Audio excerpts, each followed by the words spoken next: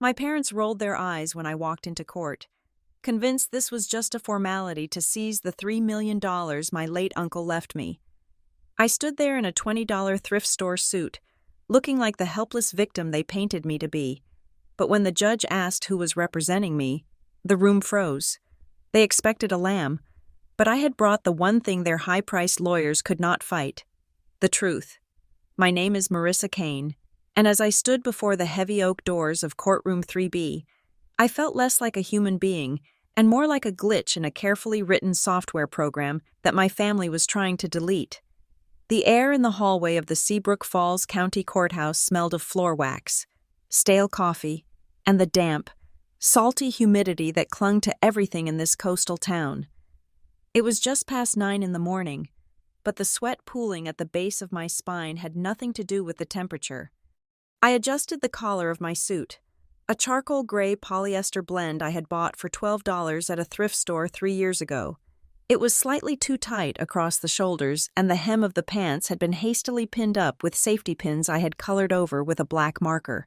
But it was the closest thing to armor I possessed. I took a breath that rattled slightly in my chest, pushed the door open, and stepped into the arena. The first thing that hit me was the silence, followed immediately by the weight of a dozen pairs of eyes. It is a specific kind of violence, walking into a room where everyone has already decided who you are. To my right, sitting in the gallery, were my father's relatives, Aunt Linda, Uncle Mark, and a few cousins I had not spoken to since Christmas of 2010. They huddled together, whispering behind cupped hands, their expressions a mix of pity and morbid curiosity. They were not here for me. They were here to watch the car crash. They were here to see the black sheep finally sheared. But it was the table on the left, the plaintiff's table, that sucked the oxygen out of the room. My parents, Robert and Elena Kane, sat there looking like the picture of dignified suffering. My mother was wearing her navy blue dress, the one she usually reserved for high-end fundraisers or funerals of people she wanted to impress. She had a tissue clutched in her left hand, dabbing at eyes that I knew were perfectly dry. Beside her, my father sat with his back rigid, checking his gold watch with a look of impatient burden. He wore his charcoal suit, the one that cost $3,000, custom-tailored to hide the fact that he had gained 20 pounds in the last 5 years, and between them sat Dylan. My brother, the golden boy, the star quarterback turned mediocre real estate developer. He was slouching slightly, scrolling through something on his phone, looking bored. He looked like he was waiting for a table at a crowded restaurant, not waiting to strip his younger sister of her legal rights. When I stepped fully into the aisle, my father looked up, our eyes locked for a fraction of a second. He did not smile. He did not frown. He simply rolled his eyes.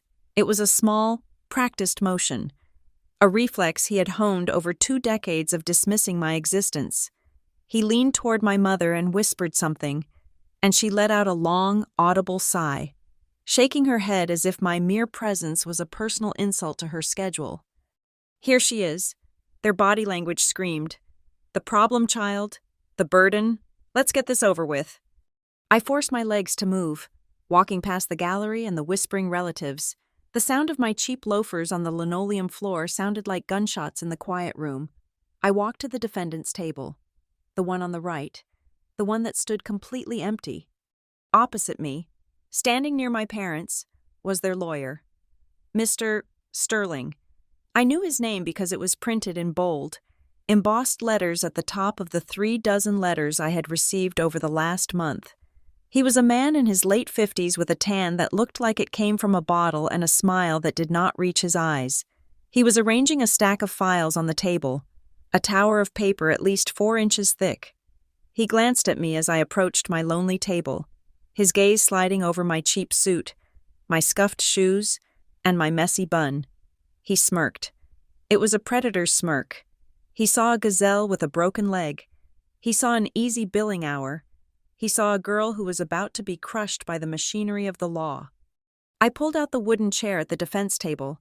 It scraped loudly against the floor, and I flinched internally, but I kept my face blank. I sat down, placing my own luggage on the table. It was not a leather briefcase like Mr. Sterling's. It was a battered, hard-shell accordion file box I had bought at an office supply store for $8. The plastic clasp was white from stress, and the corners were cracked. My family stared at it. Dylan snickered audibly. I kept my hands folded on top of the plastic box, feeling the cold smoothness of the material. Inside my head, the words of the petition they had filed burned like acid. I had memorized them. I had read them until the words lost their meaning and became just shapes of cruelty. The respondent, Marissa Kane, exhibits a history of emotional volatility and an inability to make sound financial decisions. The respondent has no stable career history and lacks the cognitive maturity to manage the significant assets in the trust. The petitioners, acting out of love and parental concern, seek plenary conservatorship to protect the respondent from her own erratic impulses. Erratic impulses, that was what they called it. They did not mention that I had worked 2 jobs to put myself through community college because they refused to sign my loan applications. They did not mention that the instability they cited was the time I moved apartments 3 times in 1 year because landlords kept raising the rent and I refused to ask for help. They painted a portrait of a girl who was half mad, a wild animal that needed to be caged for her own good. And the cage they wanted to build was made of control over the $3 million my Uncle Jonas had left me. That was the only reason we were here. If Jonas had left me a box of old books, my parents would not have driven 10 minutes to see me, let alone hired a $500 an hour attorney. But Jonas had left me everything: the house on the bluff, the stocks, the patent royalties. He had bypassed his sister, my mother, and his nephew, the golden boy, and given it all to the black sheep. They took it as an insult, then they took it as a mistake. Now, they were taking it as a theft they had to correct. I looked over at them again. Mr. Sterling was leaning down, whispering something to my father. My father nodded, looking sage and authoritative. My mother was adjusting the collar of Dylan's shirt, treating him like he was 6 years old. They looked like a fortress, a united front of wealth, respectability, and power. They had the narrative, they had the money, they had the lawyer who played golf with the judges in this county. I was just Marissa. Marissa who worked data entry, Marissa who drove a sedan with a dent in the passenger door, Marissa who never did what she was told. I felt a wave of nausea roll through my stomach. The urge to bolt was physical. I could stand up, walk out those doors, and keep driving until my gas tank was empty. I could let them have it. I could let them win. It would be so easy. I could go back to being invisible. I could go back to being the disappointment they could ignore, rather than the enemy they had to destroy. Then I looked at the plastic file box under my hands. I thought about Uncle Jonas. I thought about the Sunday afternoons at the diner, the way he would look at my pay stubs and teach me how to spot a tax deduction. I thought about the last time I saw him, hooked up to monitors in the hospice ward, gripping my hand with a strength that belied his frailty. "Do not let them bulldoze you. Rissa," he had whispered, "you are smarter than they are, because you actually listen." My father checked his watch again and let out a huff of air, drumming his fingers on the table. The sound echoed in the quiet room. Tap, tap, tap. It was the rhythm of his impatience. He wanted to be on the golf course by noon. He wanted this wrapped up. He wanted the judge to sign the paper, hand over the keys to my life, and let him go back to pretending I was a tragedy he was heroically managing.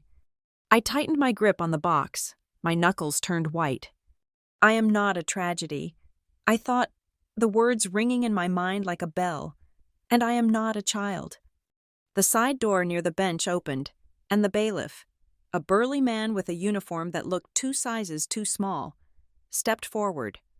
"All rise," he bellowed, his voice booming off the wood paneling. "The Superior Court of Seabrook Falls is now in session, the Honorable Judge Eleanor Vance presiding." The room shuffled to its feet. The rustle of expensive fabric from the plaintiff's table was a stark contrast to the silence on my side. Judge Vance swept into the room. She was a woman in her 60s with steel gray hair pulled back into a severe bun and wire-rimmed glasses perched on the end of a sharp nose. She did not look like someone who played golf with anyone. She looked like someone who ate paperwork for breakfast. She ascended the bench, her black robes billowing, and took her seat. She adjusted her glasses, opened the file in front of her, and peered over the rim at the courtroom. "Be seated," she said. Her voice was dry and clipped. We sat. My parents leaned forward, eager, their faces composing themselves into masks of sorrowful concern. Mr. Sterling stood up, buttoning his jacket with a flourish, ready to launch into his opening speech about how much he loved justice and how sad this whole affair was. "Calling case number 4922, Judge Vance read from the docket. "In the matter of the conservatorship of Marissa Kane." She looked up, her eyes scanning the room. First, she looked at the plaintiff's table. She nodded at Mr. Sterling, acknowledging him. Then, her gaze slid across the aisle and landed on me. I felt shrinking. I felt like I was 5 years old again, being scolded for spilling grape juice on the white carpet. I sat up straighter, forcing my spine against the hard wood of the chair. "I see the petitioners are present and represented by counsel," Judge Vance said. She looked at me. "And the respondent, Ms. Kane, is present." The judge paused. She looked at the empty chairs beside me. She looked at the empty table surface, devoid of legal pads, paralegals, or laptops. She looked at the plastic accordion file box under my hands. Then she looked back at my face. "Ms. Kane?" the judge asked, her voice echoing slightly in the large room. "Do you have counsel present, or are you waiting for them to arrive?" The room went dead silent. I could feel my father's smirk behind me, even without looking. I could feel the smug satisfaction radiating off Mr. Sterling. This was the moment they had predicted, the moment I would stammer, cry, and admit that I had no money for a lawyer, that I was overwhelmed, that I needed Daddy to step in and fix it. They expected me to ask for a court-appointed attorney or to beg for a continuance. They expected the lamb to bleat. I took a deep breath, inhaling the scent of old paper and fear. I slowly stood up. My legs felt shaky, but I locked my knees. I placed both hands flat on the table, grounding myself. I looked directly at Judge Vance, ignoring the burning stares from the other table. I did not speak immediately. I let the silence hang there for 3 seconds. 1, 2, 3. I let the tension build until I saw Mr. Sterling shift his weight uncomfortably. Then, I opened my mouth. To understand why I stood alone in that courtroom with nothing but a plastic box of papers, you have to understand the house in Ridgeview. It was a pristine 2-story colonial with white shutters and a lawn that my father mowed diagonally every Saturday morning. From the outside, it looked like the American dream. Inside, it was a solar system where my brother, Dylan, was the sun, and the rest of us were just cold planets orbiting his gravitational pull. I was 8 years old when I realized that in the economy of my parents' affection, I was living in a recession. It wasn't that they beat me or starved me. It was subtler than that. It was the way the volume of their voices went up when Dylan entered the room. It was the way the camera lens always seemed to find him first. I was the background noise, the static on the radio that you tune out to hear the song you actually like. The definitive split happened the summer Dylan turned 16. I remember it vividly, because the heat that July was oppressive, thick with humidity and the sound of cicadas. My parents threw a barbecue that seemed less like a birthday party and more like a coronation. Half the neighborhood was in our backyard. There were streamers strung between the oak trees, a cooler the size of a bathtub filled with expensive sodas and beers for the adults, and a towering chocolate cake from the best bakery in the city. At 5 p.m, my father clinked a fork against his glass, calling for silence. He made a speech about potential, about manhood, about the bright future of the Kane name. Then, he pointed toward the driveway. There it was, a brand new pickup truck, midnight blue, gleaming under the afternoon sun. It had a red bow on the hood that was wider than my torso. I watched from the edge of the patio as Dylan whooped, high-fiving his friends, and ran to the driver's side. My mother was crying happy tears, clutching her hands to her chest. My father stood with his hands on his hips, beaming, basking in the glory of being the provider who could give his son such a machine. The neighbors applauded. Flashes from cameras popped like miniature lightning storms. It was a scene of perfect, unadulterated triumph. 2 years later, the calendar turned to my 16th birthday. I woke up early, the house silent. I walked down to the kitchen, my bare feet cold on the linoleum. My mother was at the counter, stirring sweetener into her coffee. My father was reading the sports section of the newspaper. I sat down at the table. "Good morning," I said. My father grunted, not looking up. My mother turned, her eyes scanning me briefly before returning to her mug. "Morning, Marissa. There is oatmeal on the stove if you want it." I waited. I ate my oatmeal slowly, letting the spoon clink against the bowl, waiting for the surprise. Maybe the keys were hidden in the pantry. Maybe they were planning a dinner later. When I finished, I washed my bowl. As I was drying my hands, my father finally lowered the paper. "So," he said, looking at me over his reading glasses, 16 today?" "Yes," I said, my heart doing a small, hopeful flutter. "Big milestone," he nodded. "Means you can legally work more hours now, and you should probably start looking into the bus routes for next semester. We can't be driving you to the high school every morning now that you are of age. It is time you got used to how the real world works." That was it. There was no truck. There was no used sedan. There was not even a cake. That evening, we had meatloaf, leftovers from the night before. No one sang. No one took a picture. When I went to bed that night, the silence in my room felt heavy, like a physical weight pressing down on my chest. From that day on, the philosophy of my upbringing shifted from benign neglect to active exclusion.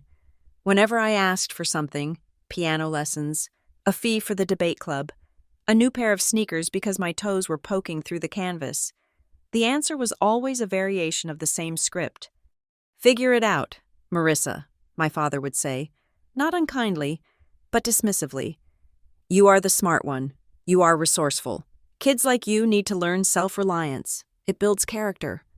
It was a brilliant rhetorical trick. They framed their neglect as a compliment. They were not ignoring me. They were empowering me. Meanwhile, Dylan, who had failed math twice and spent more time in detention than in the library, needed support. Support looked like private tutors at $50 an hour. Support looked like new cleats every season.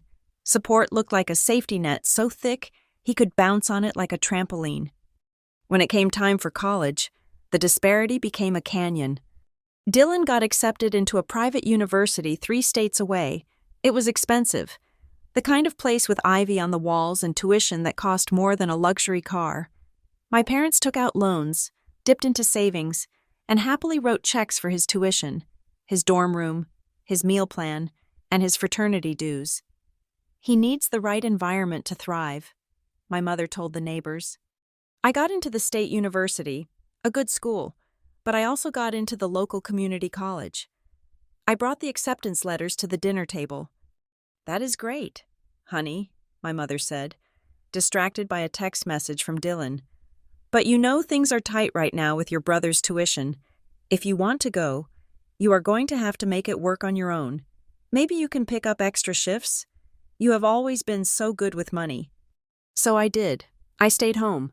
I enrolled in community college because it was a third of the price, while Dylan was posting photos of keg stands and tailgating parties on social media.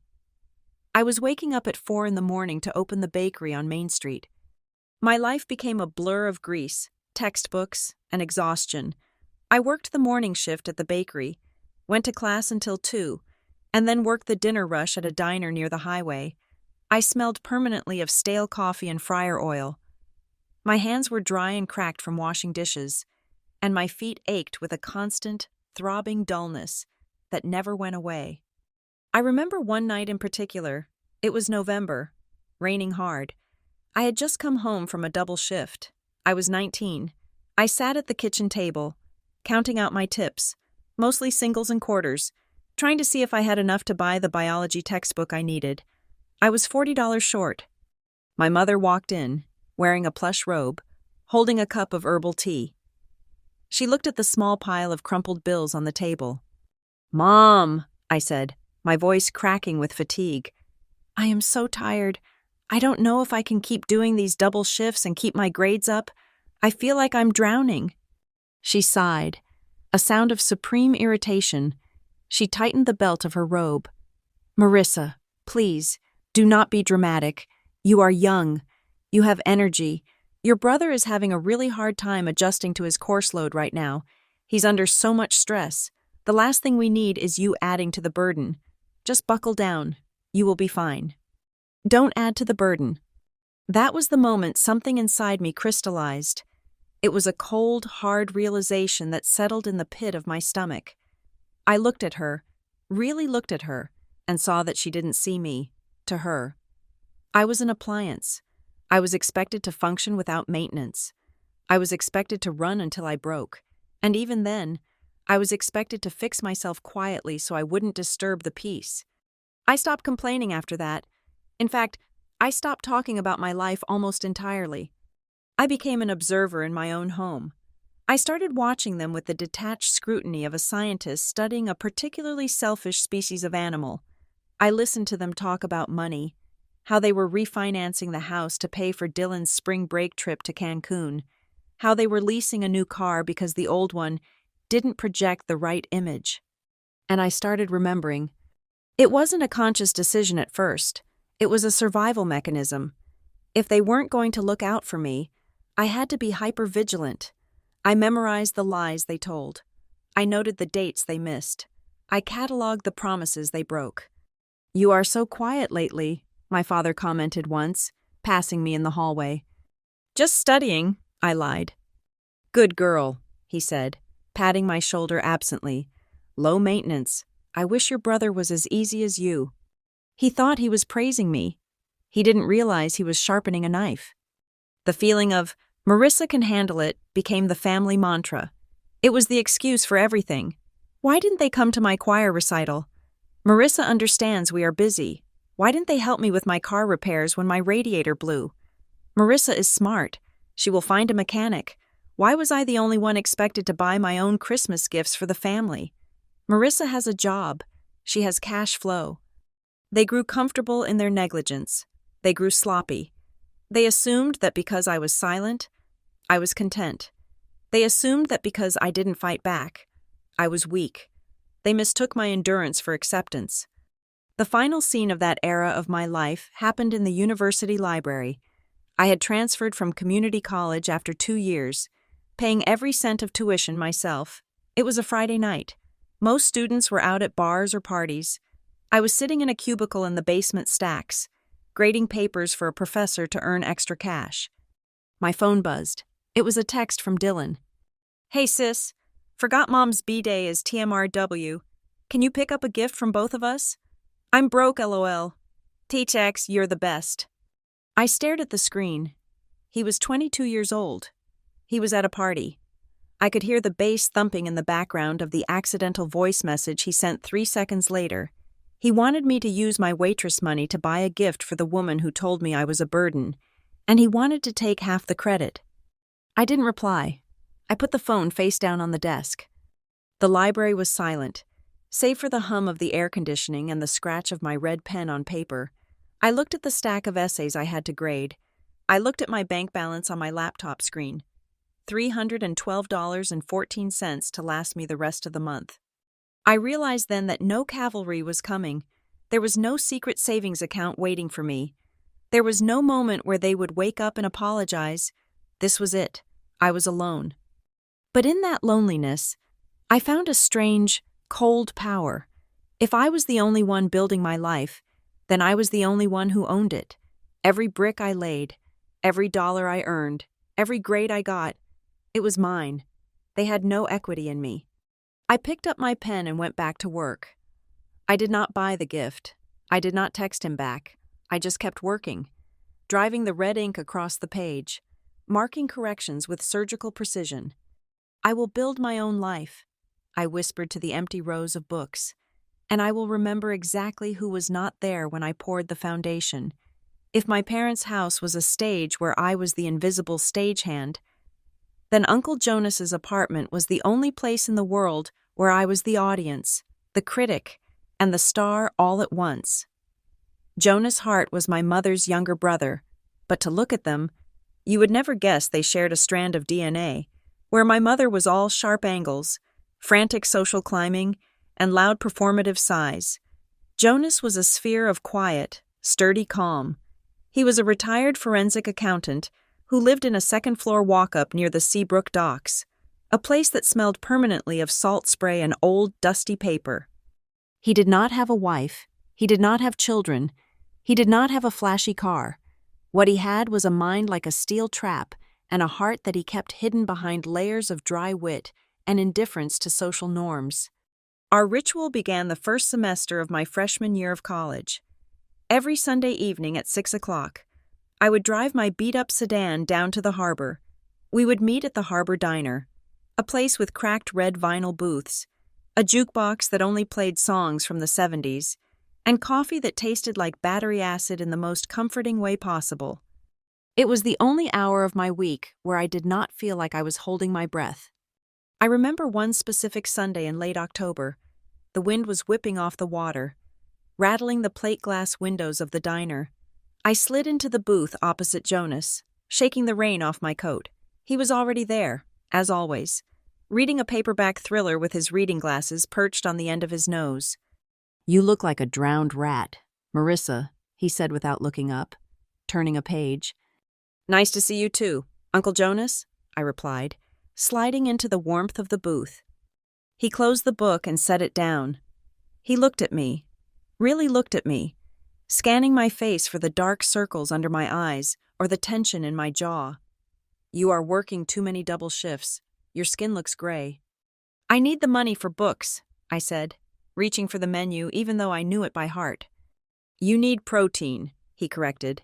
He signaled the waitress, a woman named Barb, who had been working there since the Reagan administration.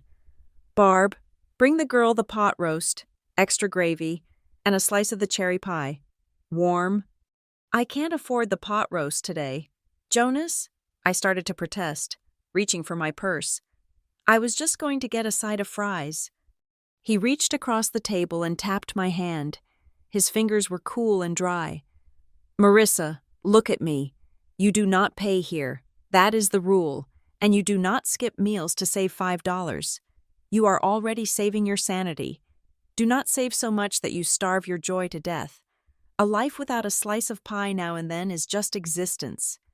I let him order. I ate the pot roast until the plate was clean. And while I ate, he interviewed me. It was not the interrogations I got at home, which were thinly veiled criticisms. Jonas asked about the mechanics of my life. "How is the transmission on that car holding up?" he asked, blowing on his black coffee. "It slips a little when I shift into third," I admitted. "Get it checked," he said. "Preventative maintenance is cheaper than a tow truck. And the lease on your apartment? Did you read the fine print about the security deposit?" "Yes," I said. "The landlord tries to keep it if I do not steam clean the carpets." "Good," he nodded, looking satisfied. "He is a crook, that landlord. I audited a guy like him once in '98. Keep your receipts." That was the rhythm of our relationship. He did not offer hugs. He did not offer platitudes about how things would get better. He offered strategy. He treated my chaotic, impoverished life like a business that needed to be managed efficiently. The turning point, the moment that planted the seed for everything that would happen in that courtroom years later, came during a blizzard in February. I had arrived at the diner shaking with rage, not cold. My eyes were red and puffy. I had just come from a brief stop at my parents' house to drop off some mail that had been sent to my old address. "What happened?" Jonas asked immediately. He did not even open his book. "Mom!" I spat out, sliding into the booth. "She saw my new phone." I pulled my phone out of my pocket. It was a refurbished model, 2 generations old, but it was an upgrade from the brick I had been using since high school. I bought this because my old one literally stopped holding a charge. I needed it for work. I needed to see my shift schedule. "And?" Jonas prompted. "And she laughed," I said, my voice trembling. She asked where I got the money. She told Dylan, right in front of me, that I was becoming reckless and frivolous. She said, "Look at your sister, throwing money away on gadgets when she complains about tuition. Jonas, she just bought a set of curtains for the living room that cost $2,000. $2,000. And she called me reckless for spending $150 on a tool I need to work." I put my head in my hands. It is not fair. No matter what I do, they rewrite the story. I am always the irresponsible one. I am always the screw-up. Jonas sat quietly for a long time. The only sound was the clatter of silverware from the kitchen and the hum of the heater. When I finally looked up, he was not looking at me with pity. He was looking at me with a strange, calculated intensity. "Of course they rewrite the story," he said softly. "That is what people like them do. They are authors of fiction. Marissa, they need you to be the disaster so they can feel like the saviors. It justifies their neglect. If you are reckless, then they were right not to give you money. If you are unstable, then they are right to favor Dylan." "I hate it," I whispered. "I want to scream at them." "Screaming does nothing," Jonas said. "Screaming is just wind.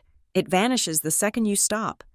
He reached down to the floor beside him and pulled up a plastic bag. From it, he produced a simple, gray plastic accordion file box. He placed it on the table between us. It looked incredibly boring. "What is this?" I asked. "This," Jonas said, "is your shield, and if you are smart, one day it will be your sword." He opened the clasp. Inside, there were empty tabs. "People lie," Jonas said, his voice dropping to a low, conspiratorial rumble. "Your mother lies to herself. Your father lies to his friends. Dylan lies to everyone. Memory is a liar. Marissa, it changes shape to fit the ego. But do you know what never lies?" I shook my head. "Paper," he said. "Paper does not have an ego. Paper does not forget. Paper does not care if you are the favorite child or the black sheep. It only cares about what is printed on it." He took a napkin and a pen from his pocket. He wrote the date and Harbor Diner pot roast on it. "From today on," he said, sliding the box toward me, "you are going to become a historian of your own life. I want you to keep everything, every pay stub, every tuition bill you pay with your own money, every text message where they ask you for something, every birthday card that—" He paused, correcting himself. "That they do not send. Keep the emails where you ask for help and they say no. Keep the medical bills." "Why?" I asked, feeling foolish. "Who is going to look at this? It is just junk." "The world is built on junk like this," Jonas said sternly. "You are 19 years old. Right now.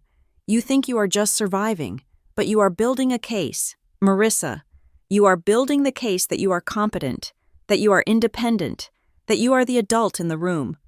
He leaned in closer. "They call you reckless? Fine, let them talk.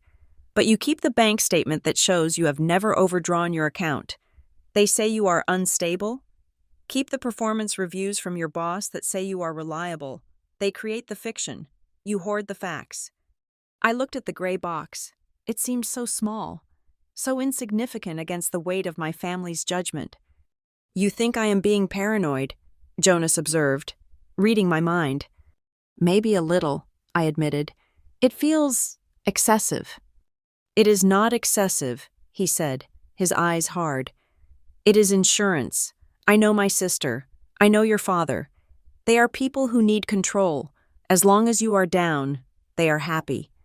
But if you ever try to stand up, if you ever try to walk away or claim something of your own, they will try to drag you back down, and they will use their stories to do it." He tapped the lid of the box. "When that day comes, and it will come, you will not argue with them. You will not cry. You will just open the box." I took the box. It felt light in my hands, but the way he looked at it made it feel heavy with potential. For the next 4 years, that box became my secret religion. I took it back to my dorm room, and later to my drafty studio apartment. I labeled the tabs just like Jonas taught me: income, expenses, correspondence, medical.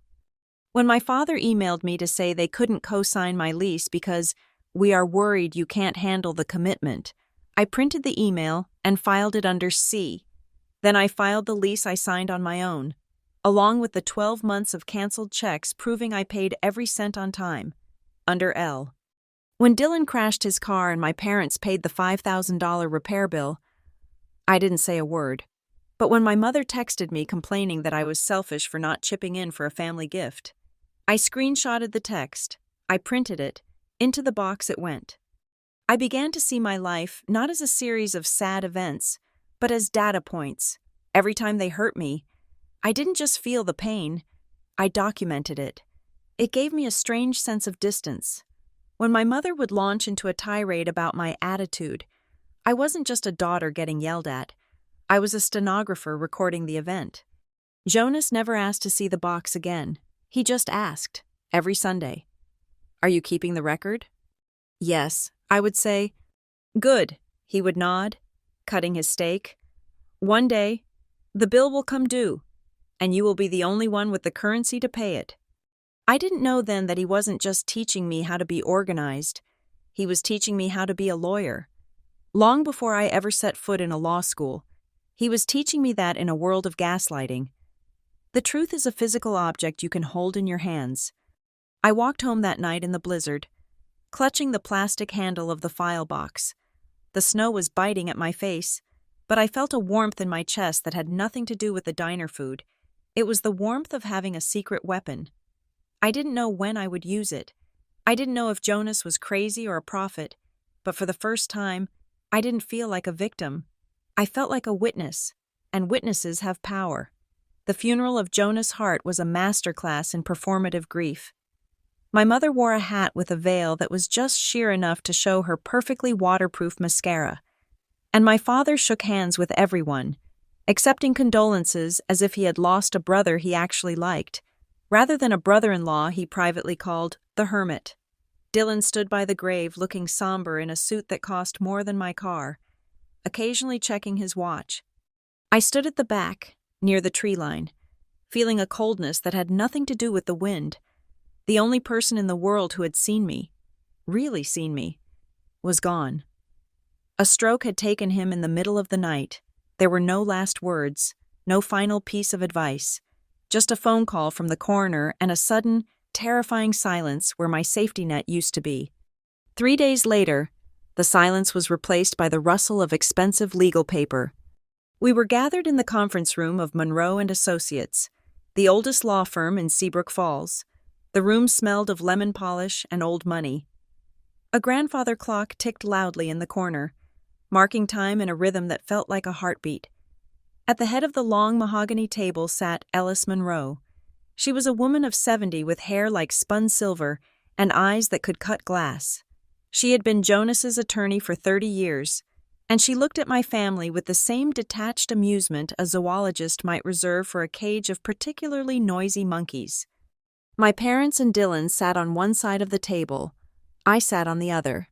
The geography of our family divide was as stark as a border wall. "Let us begin," Mrs. Monroe said, her voice crisp. She opened a leather-bound folder. Jonas was a man of precision.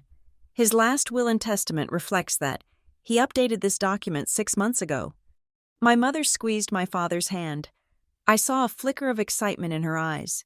They had already spent the money in their heads. On the drive over, I had heard them discussing a vacation home in Tuscany and a new investment for Dylan's entrepreneurial ventures, which was code for another business idea that would fail in 6 months. They were entirely confident. After all, they were the responsible ones. They were the family. I was just the orbit. "To the Seabrook Maritime Museum," Mrs. Monroe began, "I leave my collection of nautical maps and a donation of $10,000. My father nodded approvingly. "Classy," he whispered. "Good for the family name." "To the Ridgeview Public Library, I leave my personal book collection and $5,000. Mrs. Monroe turned a page. The paper crackled in the silence. "Now, regarding the bulk of the estate," she said. She looked up over her reading glasses, her gaze lingering on my brother for a moment before sliding to me. To my sister, Elena, and her husband, Robert, Mrs. Monroe read, I leave the sum of $50,000 each. The air left the room. My mother's smile froze, then shattered. $50,000 was a lot of money to most people, but to my parents, and in the context of Jonas's estate, it was a slap in the face. It was pocket change. It was an insult. 50? My father repeated, his voice rising. Is that the total? I am not finished. Mrs. Monroe cut him off, her voice turning icy. There is a personal note attached to this bequest. Jonas wrote, This sum is intended to secure your retirement comfort. It is not a reward, but an opportunity to correct your path. Do not squander it as you have squandered other things. My mother gasped, her hand flying to her mouth. My father turned a shade of puce that clashed violently with his tie. And now, Mrs. Monroe continued, ignoring their shock, to the disposition of real estate, investment portfolios, and business interests. She looked directly at me. To my niece, Marissa Kane, I leave my primary residence at 42 Harborview Lane, along with all its contents. Dylan's head snapped up so fast, I thought he might have whiplash. The house? He blurted out. He left her the house? That property is prime waterfront real estate. It is worth $800,000 at least. Mrs. Monroe did not blink. I also leave to Marissa Kane my entire stock portfolio, currently held with Vanguard, and my 40% controlling interest in Northbridge Systems. The silence that followed was absolute. It was the silence of a bomb that had detonated, but the sound wave hadn't hit yet. Northbridge Systems. It was the small tech firm Jonas had invested in 20 years ago. My parents had always mocked it as a hobby investment, but I knew, because I read the financial news, that Northbridge had just signed a massive government contract, that 40% wasn't just valuable, it was a fortune. Wait, my mother said, her voice trembling with a mix of rage and disbelief. Ellis, surely there is a mistake. Jonas he was getting old. Maybe he mixed up the names? Marissa? Marissa is, well, she is Marissa. She cannot manage a portfolio like that. He must have meant Dylan. Dylan is the one with the business degree. The will is quite specific, Elena, Mrs. Monroe said calmly. It identifies Marissa by name, date of birth, and social security number. There is no ambiguity. But why? My father demanded, standing up. This is absurd. We are his family. We are the ones who took care of him. Did you? Mrs. Monroe asked. She didn't shout. She just dropped the question into the room like a heavy stone. Because according to Jonas's records, the only person who visited him weekly for the last 4 years was Marissa. The only person who drove him to his chemotherapy appointments last winter was Marissa. My parents went rigid. They didn't know about the chemo. Jonas hadn't told them. He hadn't wanted their fake sympathy. There is more, Mrs. Monroe said, turning the page again. The liquid assets from the estate are to be placed into a trust, designated as the Marissa Kane Career Development Fund. This trust is to be used for education, starting a business, or purchasing property. It is protected from creditors and marriage dissolution. She paused, and for the first time, her expression hardened. She looked directly at my father, then at my mother, and finally at Dylan, who was sitting there with his mouth open, looking like a child whose ice cream had been slapped out of his hand. There is a final clause, Mrs. Monroe said slowly. Clause 14B, the Ethical Protection Protocol. Jonas was very insistent on this. She cleared her throat and read, If at any time, any beneficiary or family member attempts to coerce, manipulate, intimidate, or legally harass Marissa Kane regarding the disposition of these assets, or if any attempt is made to challenge her mental competency or right to this inheritance without clear medical evidence, then the modest bequests left to Elena, Robert, and Dylan Kane shall be immediately revoked and donated to the Seabrook Cat Shelter. Furthermore, any legal fees incurred by Marissa in defending against such actions shall be paid directly from the revoked portions. Mrs. Monroe closed the folder with a definitive thud.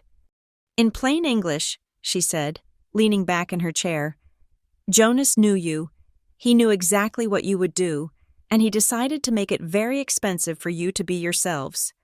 For a long moment, no one moved. My heart was pounding so hard, I thought it might bruise my ribs. I looked at my hands, resting on the polished wood table. They were shaking. I wasn't shaking from fear, though I was shaking from the sheer, overwhelming realization that Jonas had not just left me money. He had left me a shield. He had reached out from the grave and slapped the hands that had been picking my pockets for my entire life. My father slowly sank back into his chair.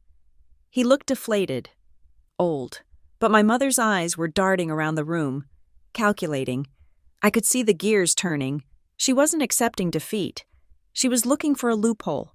She was rewriting the narrative in real time. Poor Jonas. He was senile. Poor Marissa. She manipulated him. We have to save the family legacy. Dylan was the first to speak. He stood up, buttoning his jacket. His face was flushed a blotchy red.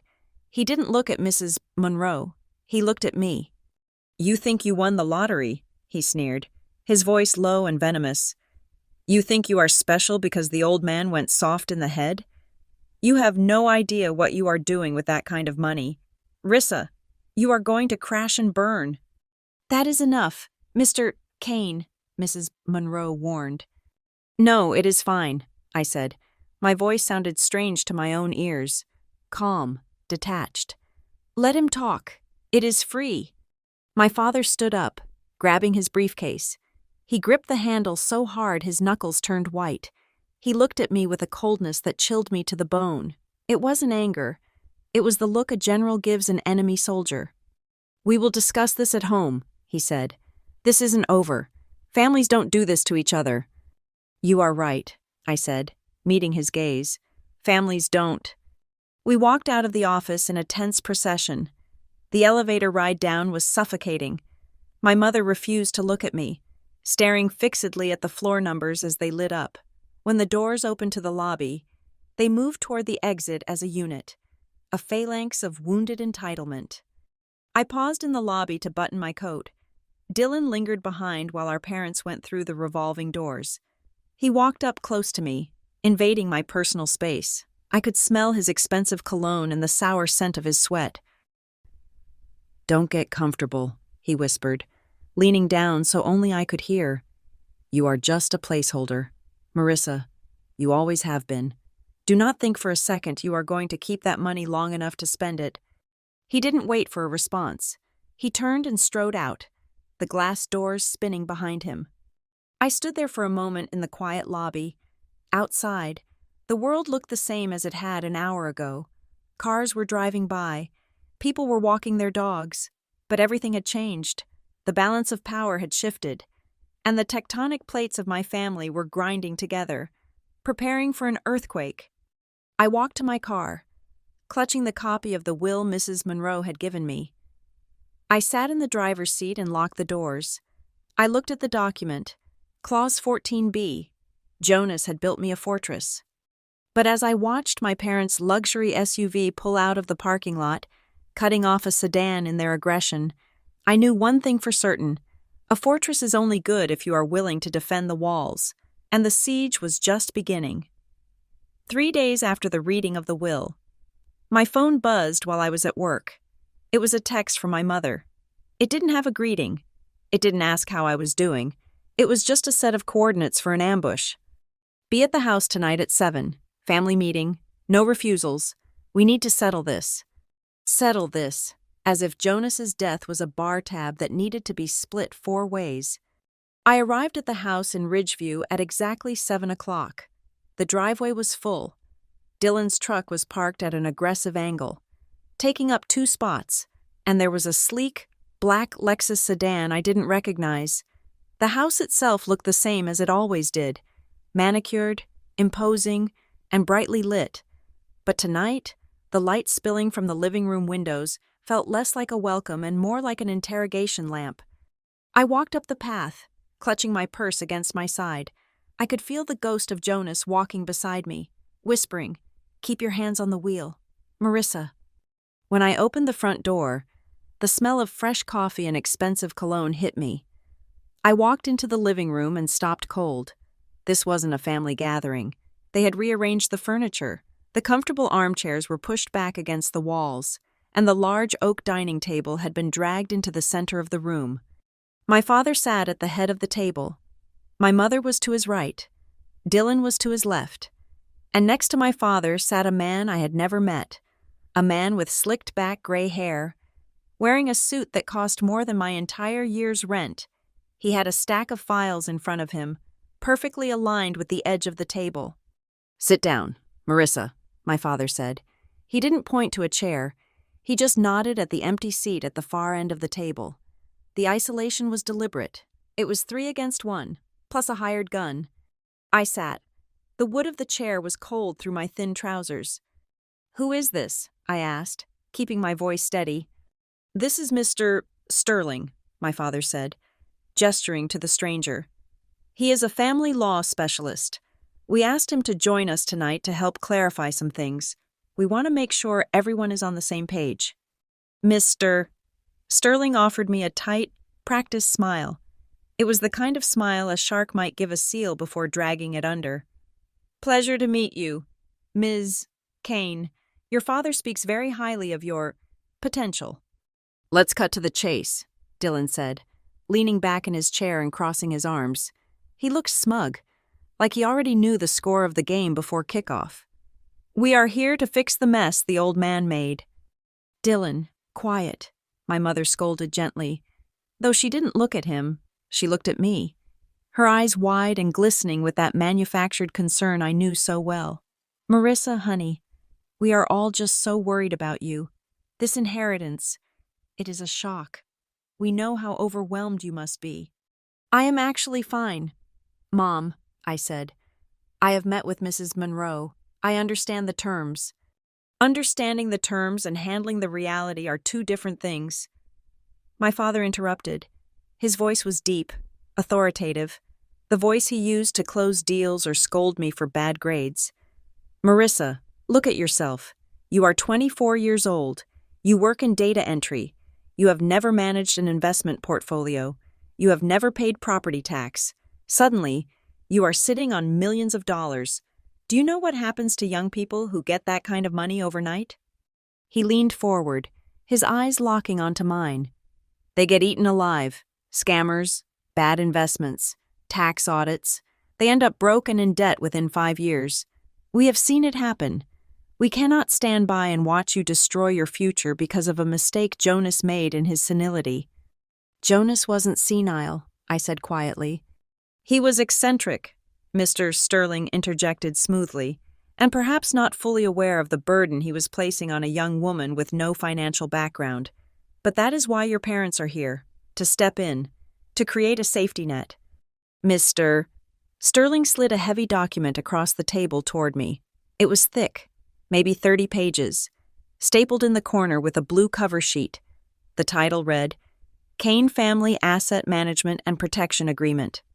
"What is this?" I asked, not touching it. "It is a solution," my mother said, her voice trembling with emotion. "It transfers the assets Jonas left you into a family trust. Your father and I will be the primary trustees. We will handle the heavy lifting, the taxes, the stock trades, the property maintenance. You won't have to worry about a thing." I opened the document.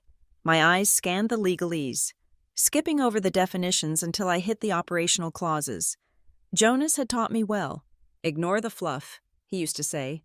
"Find the numbers." I found them. Clause 4. Transfer of control. All assets, including the Northbridge Systems shares and the Harbor View property, were to be signed over to the trust immediately. Clause 7. Stipend. The beneficiary, me, would receive a monthly allowance of $1,500 for living expenses. Clause 8. Special expenditures. Any withdrawal exceeding $100 required the written approval of at least 2 trustees. I felt a cold laugh bubbling up in my throat, but I swallowed it down. $100. I couldn't even buy a new pair of work shoes without asking my father for permission. I couldn't fix a flat tire without getting Dylan to sign a slip. "You want me to sign everything over to you?" I said, looking up. And in exchange, I get an allowance? Like a teenager? It is not an allowance, my father corrected, looking annoyed at my terminology. It is a stipend. It allows you to focus on your life without the stress of managing capital. We are doing this for you. Marissa, do you have any idea how much work it is to maintain a waterfront property? And the Northbridge shares? I asked. Those are voting shares. If I sign this, who gets the vote? The trust gets the vote, Dylan piped up, a grin spreading across his face. Which means Dad gets the vote. Which means we finally have a seat at the table with the big boys. Dylan, my father warned again. What? Dylan shrugged. She needs to know she is out of her depth. Come on, Rissa, be real. You are a cashier. You scan barcodes. You think you can walk into a board meeting at a tech company and know what is going on? You would be a laughingstock. We are saving you from public humiliation. My mother reached across the table, trying to grab my hand. I pulled it back. She looked hurt. Marissa, she pleaded, think about what people will say. If you go off on your own, hoarding this money, ignoring your family, the whole town will talk. They will say we raised an ungrateful daughter. They will say you turned your back on the people who fed you and clothed you. Do you want that on your conscience? Do you want to break this family apart over money? The manipulation was so thick I could taste it. It tasted like saccharin and poison. They were using every button they had installed in me since birth. Guilt, shame, fear of incompetence. They were betting on the old Marissa. The Marissa who just wanted to be loved. The Marissa who would set herself on fire to keep them warm. But they had forgotten about the gray box. I looked down at the document again. Clause 12. Irrevocability. Once signed, this agreement could not be undone without the consent of the trustees. If I signed this, I wasn't just giving them the money. I was giving them my freedom. I would be tethered to them forever, begging for scraps from a feast that was legally mine. They didn't want to protect me. They wanted to consume me. I closed the document. I smoothed the blue cover with my palm. The room went silent. They were waiting for me to pick up the pen Mr. Sterling had helpfully placed next to the paper. No, I said. It was a small word, but it hit the table like a brick. My father blinked. Excuse me? No, I repeated, louder this time. I am not signing this. Marissa. Mr. Sterling said, his voice taking on a harder edge. I would strongly advise you to reconsider. The legal complexities of this estate are significant. Without professional guidance and family support, you are exposing yourself to... I have guidance, I cut him off. I have Mrs. Monroe, and I have the law. Mrs. Monroe is an old bat who should have retired 10 years ago. Dylan spat. She doesn't know what she's doing. She knew enough to write a will you can't break, I said, looking directly at my brother. That is why we are here, isn't it? You can't challenge the will in court because of the ethical clause. So you have to trick me into giving it up voluntarily. My father's face went very still. The concerned parent mask cracked and fell away, revealing something much uglier underneath. It was the face of a man who was used to being obeyed, a man who viewed defiance as a personal attack. Trick you? He said, his voice dropping an octave. We are trying to help you. You are being ungrateful. Marissa, extremely ungrateful. After everything we have done for you, after we put a roof over your head. You put a roof over my head because it is illegal to kick a minor out onto the street, I said. My heart was hammering against my ribs, but my voice was surprisingly steady. And since I turned 18, I have paid for my own roof. I have paid for my own food. I have paid for my own tuition. You kept telling me to be independent. You kept telling me to figure it out. Well, congratulations. I figured it out. I stood up. My legs felt like jelly, but I forced them to hold me. I am keeping the house, I said. I am keeping the shares, and I am keeping the money. If you want to see me, you can call me, but I will not sign away my life to make you feel important. Sit down, my father commanded. It wasn't a request. It was a bark. You are not leaving this room until you sign that paper. Robert, calm down, my mother said nervously. looking from him to me. "No," my father snapped. He stood up, towering over the table. He was a big man, and for the first time in my life, I saw him not just as a negligent father, but as a dangerous one. His eyes were cold, flat, and hard. "She needs to learn her place. You think you are smart, Marissa? You think because Jonas whispered some nonsense in your ear, you are suddenly a player? You are nothing. You are a little girl playing dress-up. And if you walk out that door with that money, you are dead to us. Do you hear me? No support, no family. You will be completely alone." I looked at him. I looked at the man who had rolled his eyes at my high school graduation. I looked at the mother who had called me frivolous for buying a phone to work. I looked at the brother who viewed me as a walking ATM. "I have been alone in this house for 20 years, I said softly. "At least now I can be alone in a house with a view." I turned my back on them. "Marissa!" my mother shrieked. "Don't you dare walk away!" "If you leave," Dylan yelled, "I will make sure everyone knows you are crazy. I will tell everyone you stole from us." I kept walking. I reached the front door, opened it, and stepped out into the cool night air. Behind me, I heard the sound of glass shattering, maybe a vase, maybe a cup thrown against the wall. I walked to my car, got in, and locked the doors. My hands were shaking so badly it took me 3 tries to get the key into the ignition. As I drove away, I looked in the rearview mirror.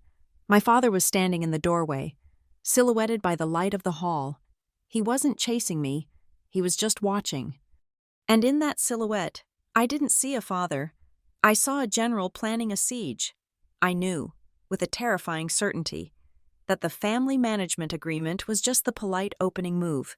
They had tried to take it with a smile. Now, they were going to try to take it with a war. I drove toward the harbor, toward the empty apartment Jonas had left me. Knowing that the real battle had just begun, I checked my mental inventory. I had the will, I had the gray box, and for the first time, I had an enemy who had finally shown his true face. The war did not begin with a shout. It began with the polite, rhythmic knocking of a bike courier on my apartment door at 10 o'clock on a Tuesday morning. I was drinking coffee, preparing for my shift at Luma Vista Analytics. I opened the door to find a young man in a neon vest holding a thick manila envelope. He looked bored.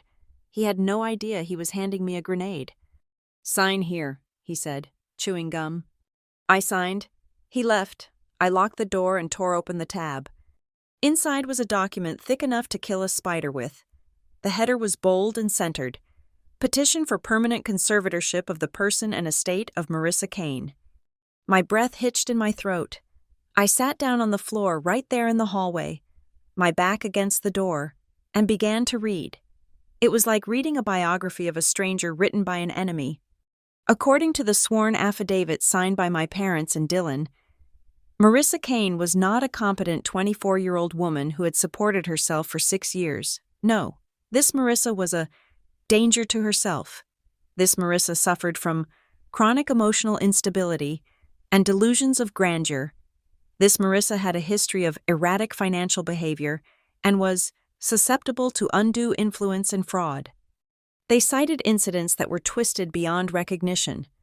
They claimed I was unable to hold steady employment, citing the time I quit a waitressing job because the manager was stealing tips. In their version, I had stormed out in a manic rage.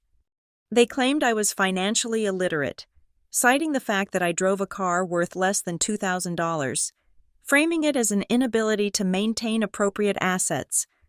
But the worst part was the medical section.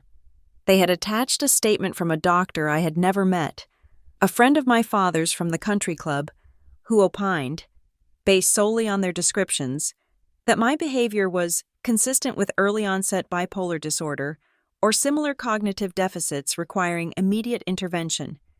They were not just trying to take the money, they were trying to erase me. They were trying to paint me as a broken thing that needed to be put back in the toy box and locked away. I was still sitting on the floor, numb, when my phone buzzed. It was an email from the HR department at Luma Vista. Subject: Urgent, personnel matter. My stomach dropped. Luma Vista was a straight-laced corporate analytics firm. They did not send urgent emails unless the building was on fire. I opened it. Dear Ms. Kane, we have received a notification regarding a sensitive legal dispute involving your capacity to manage confidential data. In light of the serious nature of these allegations and our fiduciary duty to our clients, we are placing you on administrative leave, effective immediately, pending an internal review. Please do not log into the company server. Your access badge has been deactivated. I stared at the screen. The letters blurred. They had done it. They had actually called my employer, my parents, who claimed to care so much about my reputation, had just nuked my career from orbit. They knew that without a salary. I couldn't hire a lawyer. They were cutting off my supply lines before the siege even started. I tried to stand up, but my legs felt heavy, like they were filled with lead. I crawled over to the sofa and curled into a ball. The apartment, usually my sanctuary, suddenly felt very small and very quiet. Then the phone calls started. The first one was from Aunt Linda. She was my father's sister, a woman who had never sent me a birthday card in her life, but always had an opinion on my haircut. "Marissa," she said, her voice dripping with faux sweetness. "I just got off the phone with your mother. She is devastated, absolutely devastated. Why are you doing this to them?" "Doing what, Linda?" I asked, my voice rasping. "Dragging this out," she said. "Making them go to court. Do you know how humiliating this is for your father? To have to air family laundry like this? Just sign the papers. Dear, it is for your own good. You know you are not equipped to handle that kind of money. You will just get yourself into trouble." "I am a data analyst," I said. "I handle complex data sets every day, or I did, until they got me suspended." "See?" she pounced. "You are already having trouble at work. It is a sign. Marissa, you are spiraling. Let your parents catch you." I hung up. I blocked her number. Then came the notifications. Dylan. He didn't tag me. He was too smart for that. But he posted a long, emotional status on social media, accompanied by a somber black and white photo of himself looking out a window. "Family is everything," he wrote. "It breaks my heart to watch someone I love struggle with mental health and addiction to conflict. Sometimes, love means making the hard choices to protect people from themselves. Please keep my family in your prayers as we navigate this difficult chapter. Mental health awareness, family first." The comments section was filled with sympathy. "So brave of you. Dylan, sending love to you and your sister. Hope she gets the help she needs."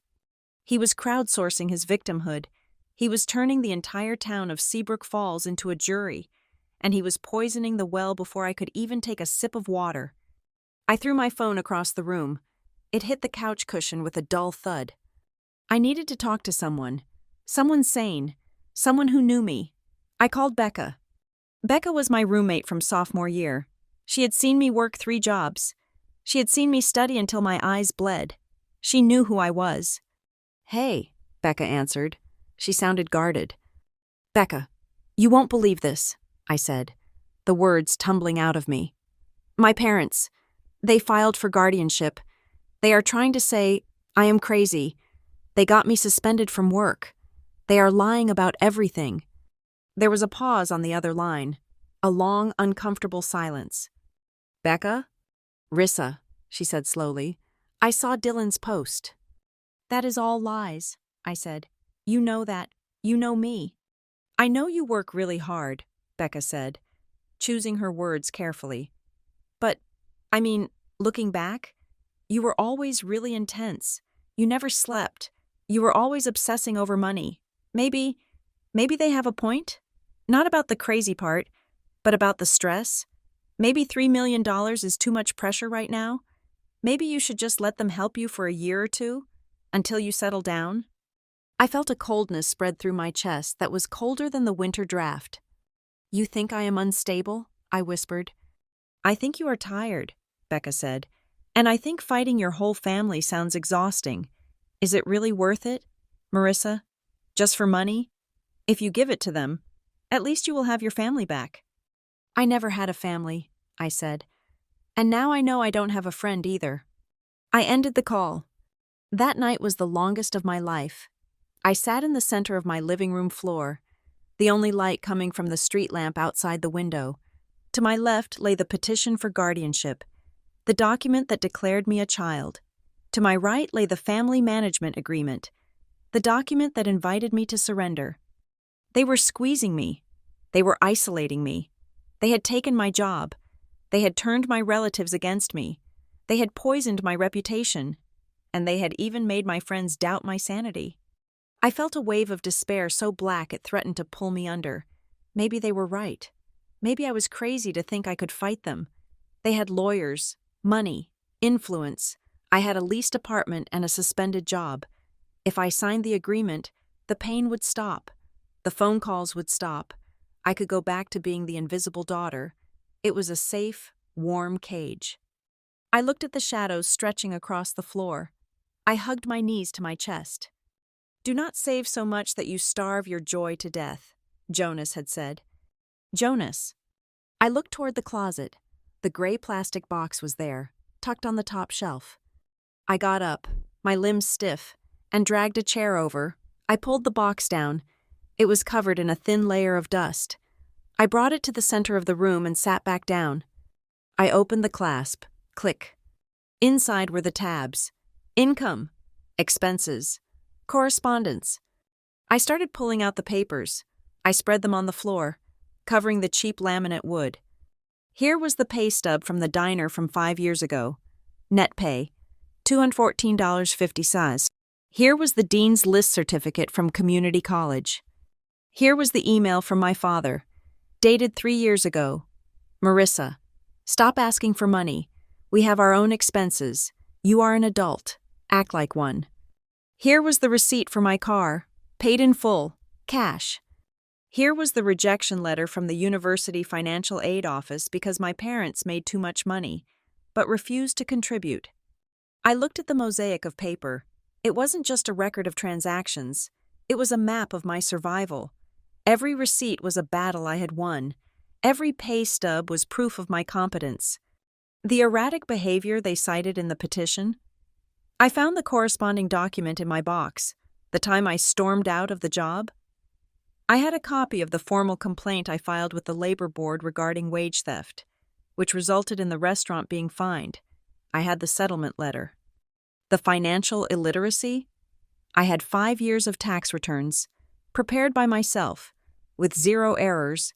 I had a credit score report from last month, 780. They were telling a story. I had the raw data. I dug deeper into the box, to the very bottom, past the papers I had filed myself. There was a small, blue envelope I didn't recognize. It must have been in the box when Jonas gave it to me, hidden under the divider. I opened it. It was a handwritten note on the back of an old spreadsheet. "Marissa," it read in Jonas's spidery handwriting. "If you are reading this, 2 things have happened. First, I am dead. Second, they have come for you." I felt a shiver run down my spine. My sister and her husband are not evil people, but they are weak people who love power.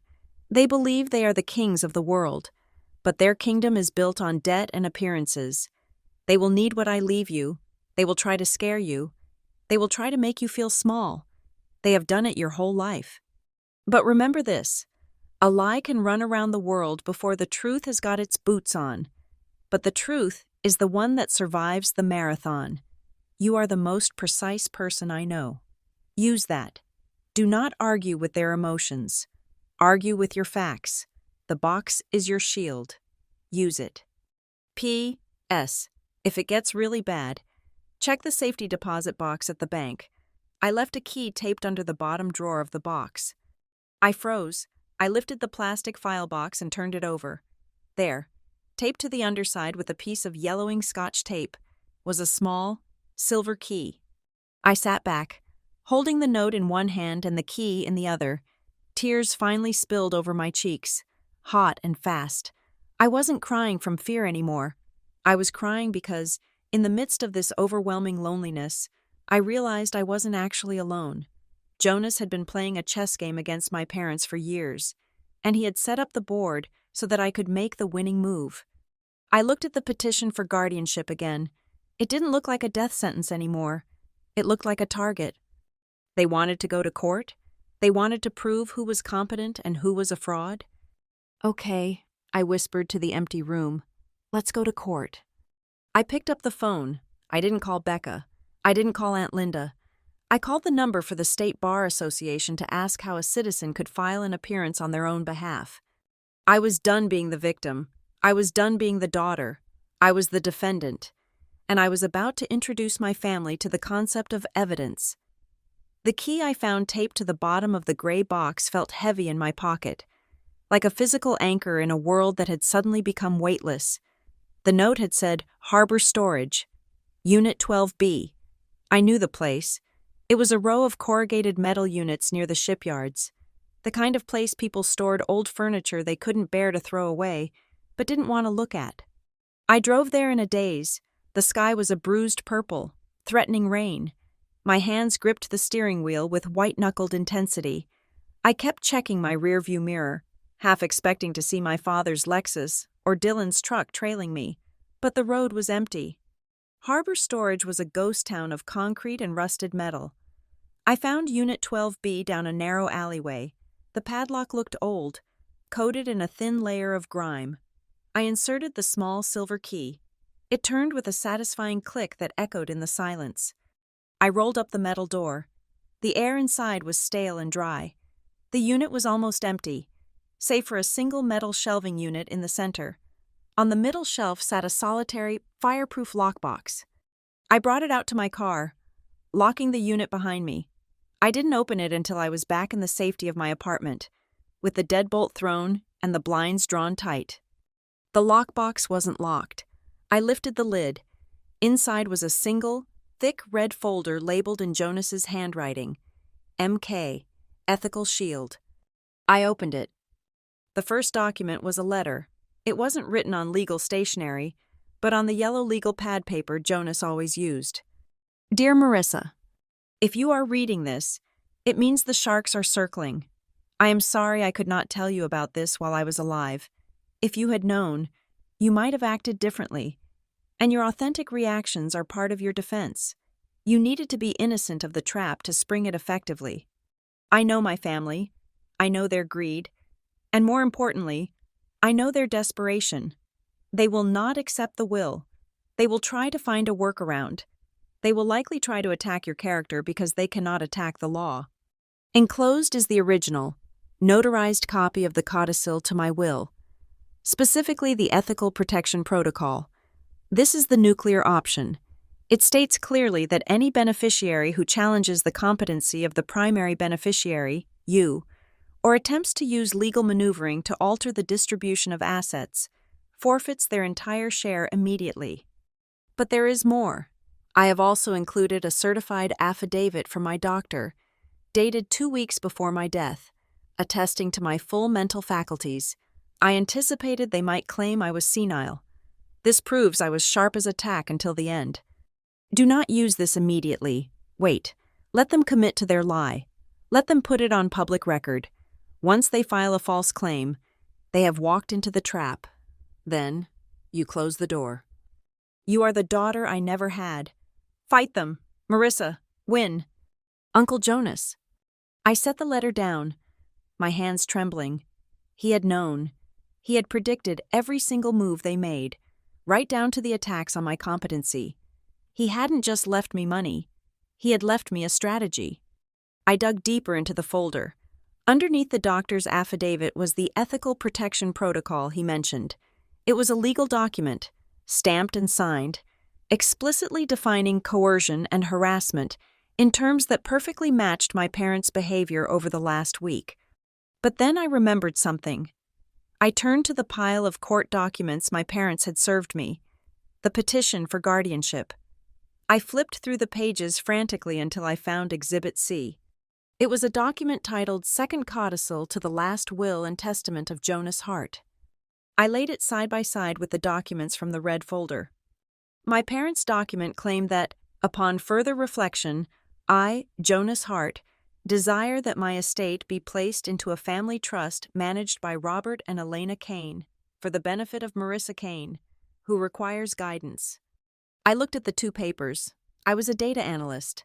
My entire career was built on spotting patterns and anomalies, and as I looked, the anomalies began to scream at me.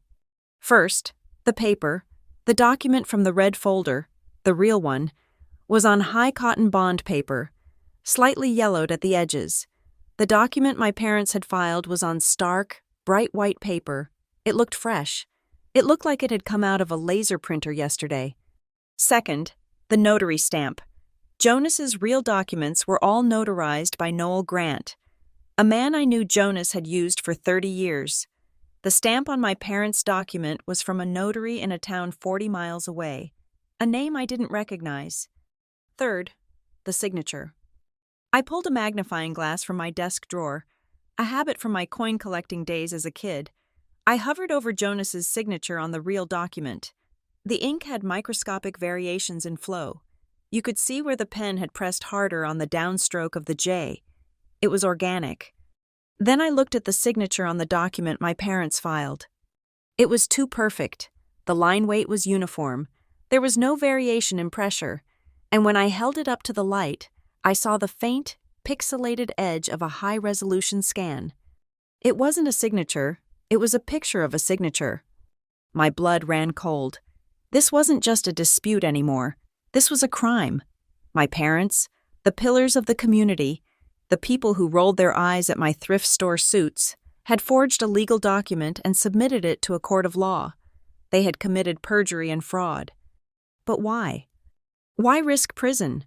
Why risk their reputation? They were arrogant, yes, but they weren't stupid. People don't commit felonies just because they want more money. They commit felonies because they need money. I turned back to my computer. I opened a new browser window. I wasn't the scared daughter anymore. I was the analyst. I started with the county recorder's office. Public records are a goldmine if you know where to dig. I typed in my parents' address. Oakwood Drive. The results loaded. Notice of default. Filed 3 months ago. Lis pendens. Filed 2 weeks ago. My breath caught. They weren't just behind on payments. Their house, the symbol of their status, the place where they held those parties to celebrate Dylan, was in active foreclosure. They hadn't paid the mortgage in 9 months. I kept digging. I searched for tax liens. There it was. The IRS had placed a lien on my father's consulting business 6 months ago for back taxes totaling over $80,000. I searched for Dylan. Civil judgment. Dylan Kane versus Apex Credit Union. Judgment amount, $45,000. Status, unpaid. Civil judgment. Dylan Kane versus Luxury Auto Leasing. Repossession order. I sat back in my chair. The glow of the monitor illuminating the dark apartment. The picture was coming together, pixel by pixel. The successful real estate developer? Broke. The wealthy parents? Drowning in debt. Living on credit. Weeks away from being evicted from their own home. Everything made sense. The desperation, the rush to get me to sign the management agreement, the anger when I refused, the sudden escalation to guardianship. They didn't want to manage my money to teach me a lesson. They needed to liquidate Jonas's estate immediately to pay off their own debts. They were going to strip mine my inheritance to save themselves from public humiliation. The allowance they offered me? It was probably all they could afford to give me after they funneled the rest into their gaping financial holes. I picked up the ethical shield document again. I touched the raised seal of the notary. Jonas hadn't just given me a shield. He had given me a mirror. For years, they had told me I was the failure. I was the one who couldn't make it. I was the one who needed help. But the data told a different story. I was the only one in the Kane family with a positive net worth. I was the only one who paid my bills. I was the only one who wasn't living a lie. A strange sound escaped my throat. It was a laugh. It was a dry, sharp laugh that sounded a lot like Jonas. "You are drowning," I whispered to the screen, looking at the foreclosure notice.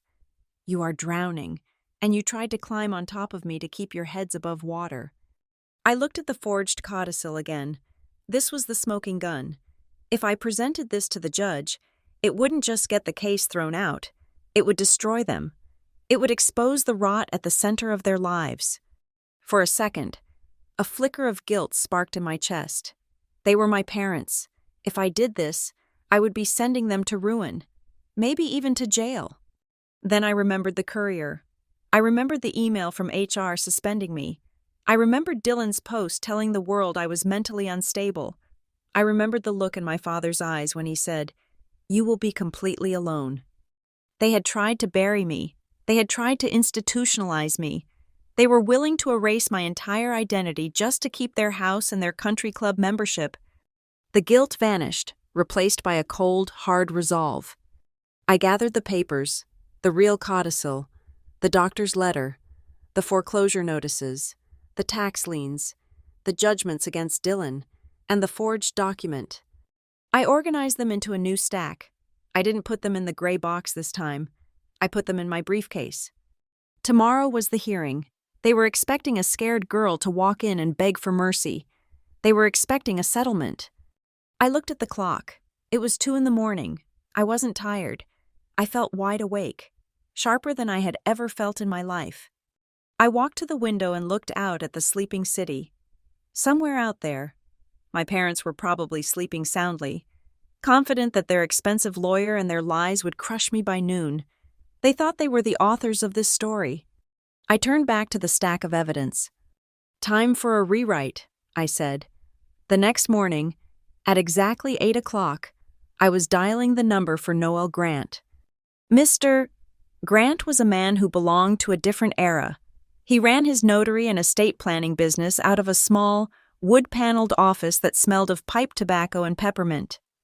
He had been notarizing Jonas's documents since before I was born. When he answered the phone, his voice was gravelly and slow. "Mr.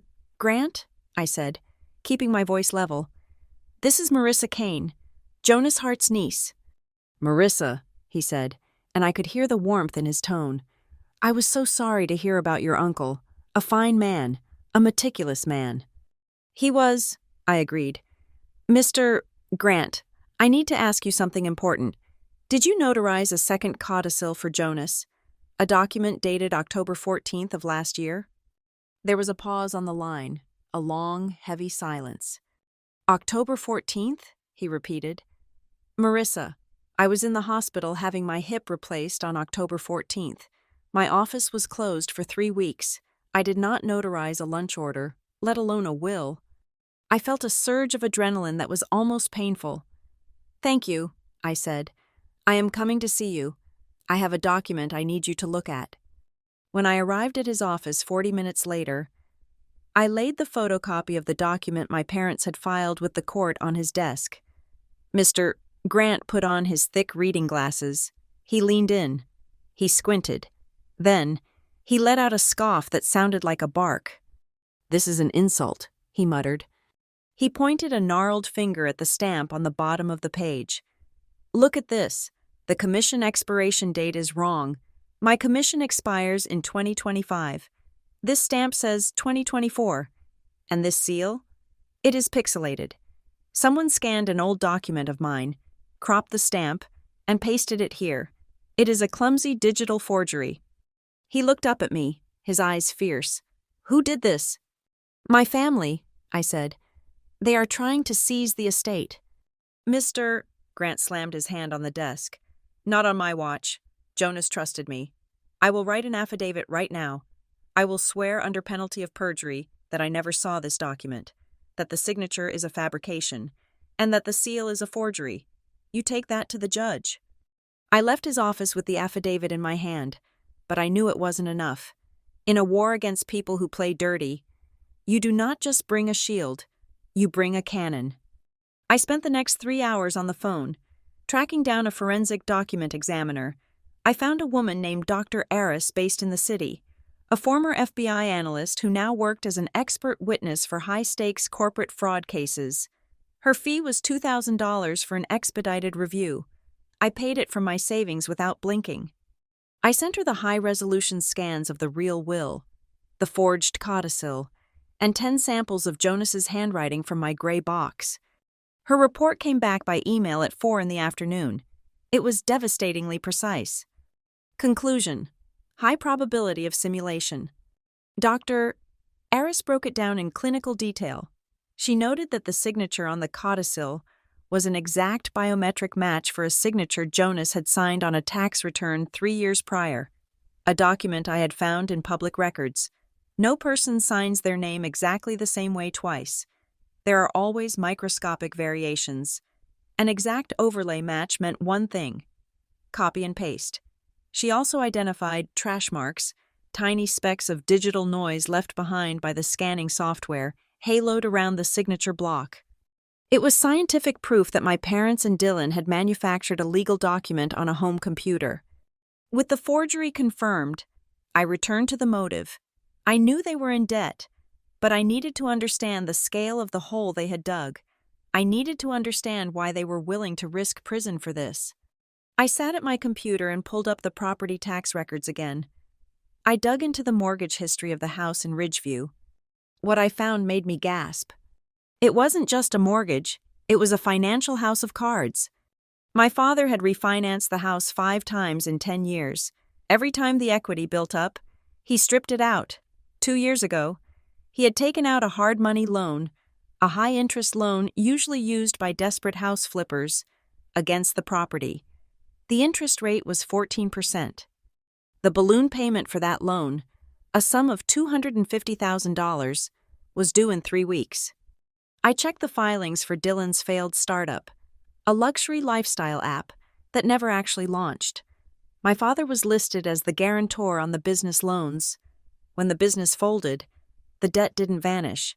It transferred to my father.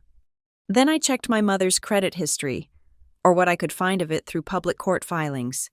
She was being sued by 2 different credit card companies for unpaid balances totaling over $60,000. The picture was complete, and it was pathetic. They weren't fighting for family honor. They weren't fighting because they thought I was incompetent. They were fighting because they were terrifyingly broke. They were living on fumes and appearances.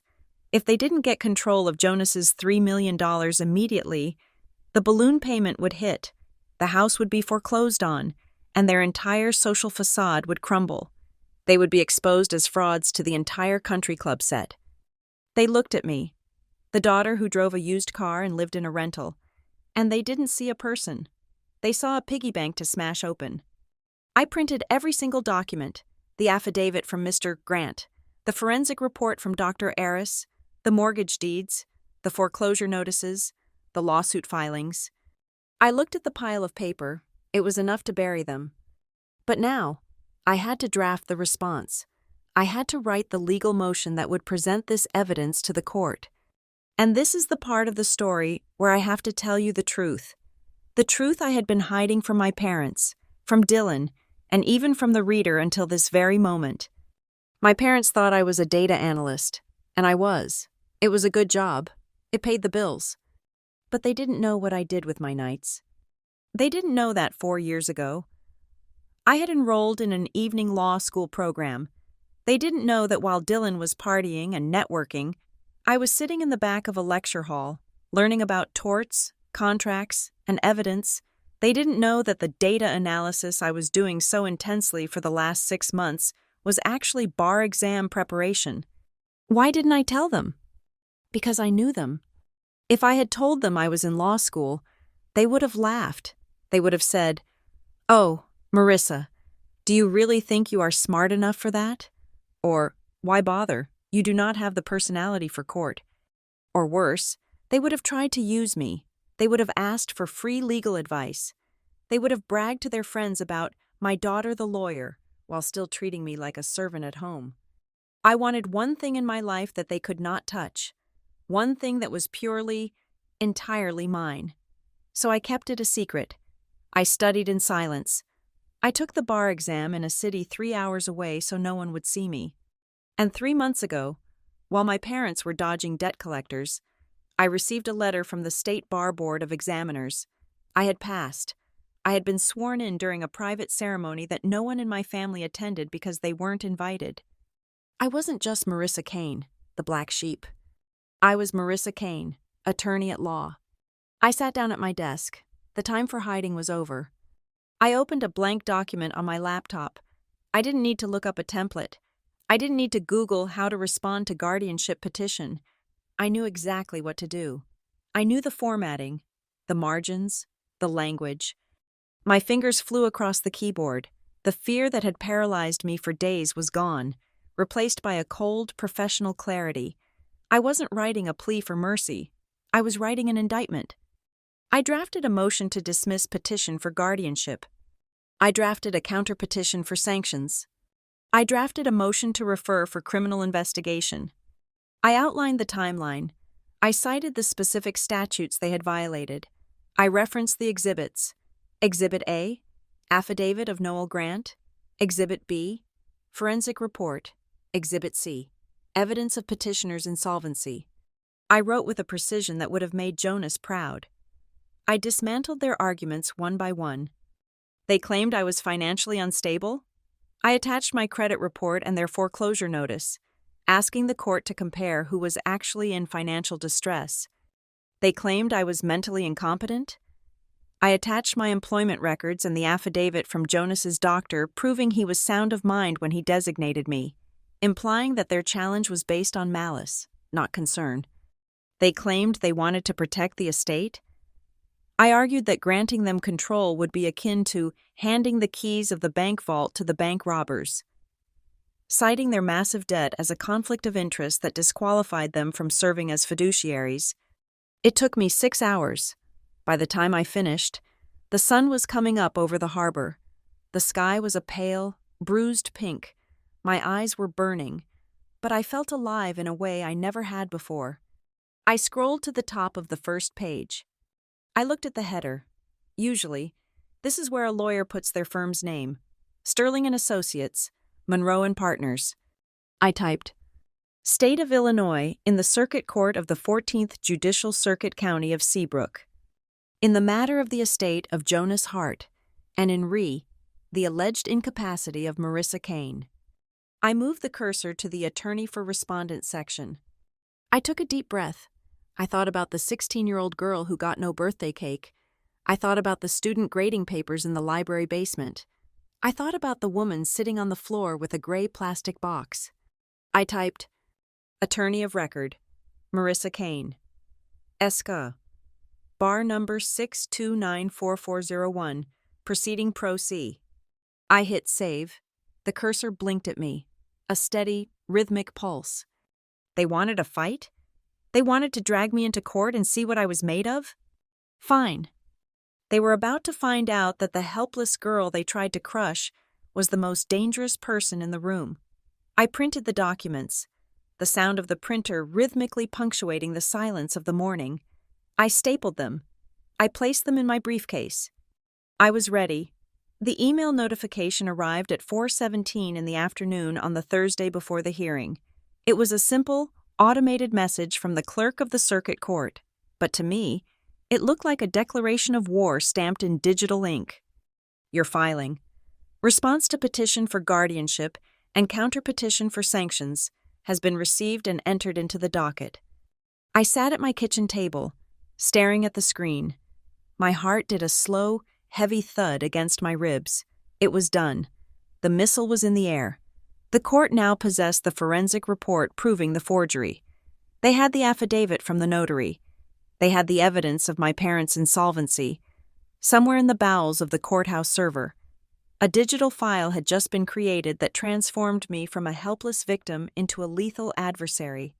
I did not celebrate. There was no champagne. There was only work. I spent the next 6 hours turning my small, one-bedroom apartment into a war room. I pushed the coffee table against the wall. I cleared the floor. I set up my printer, which hummed and churned rhythmically, spitting out page after page of evidence. I organized everything into 4 distinct binders. I color-coded them, just as Jonas had taught me to categorize his audits. The red binder was the kill shot.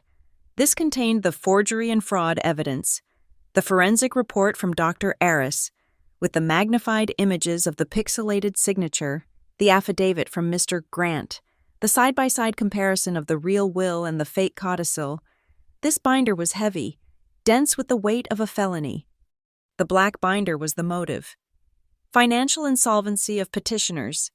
This was the ugly truth of my parents' lives. The foreclosure notices, the tax liens, the lawsuits against Dylan. It was a portrait of a family drowning in debt, grasping for a life raft made of my inheritance. The blue binder was the shield. The ethical protection protocol. The original clause Jonas had hidden for me. The one that explicitly stated that any attempt to coerce me resulted in immediate disinheritance. And finally, the yellow binder. Defamation and malice. This contained the screenshots of Dylan's social media posts, the affidavits I had drafted regarding their attempts to get me fired, and the medical records proving my sanity. By midnight, the binders were stacked in a perfect tower on my desk. They looked industrial. They looked undeniable. I sat in the silence of the apartment. For weeks, these four walls had felt like a prison cell where I waited for them to come and take my life away. Now, the room felt different. It felt like a bunker. The air was charged with a static electricity that made the hair on my arms stand up. I walked over to the bookshelf and pulled down a small slip of paper I had tacked to the wall years ago. It was a note Jonas had written on a napkin during one of our Sunday dinners, back when I was terrified of failing a statistics exam. The loudest person in the room is usually the most frightened. He had written, "Your greatest strength is your precision. Do not let anyone turn it into a weakness. Silence is not surrender. It is aiming." I read it 3 times. My parents were loud. They were messy. They operated on emotion, on public perception, on the frantic energy of people trying to keep a crumbling facade upright. They expected me to be the same. They expected me to walk into that courtroom tomorrow and cry. They expected me to scream, to beg, to sound like the unstable girl they had painted in their petition.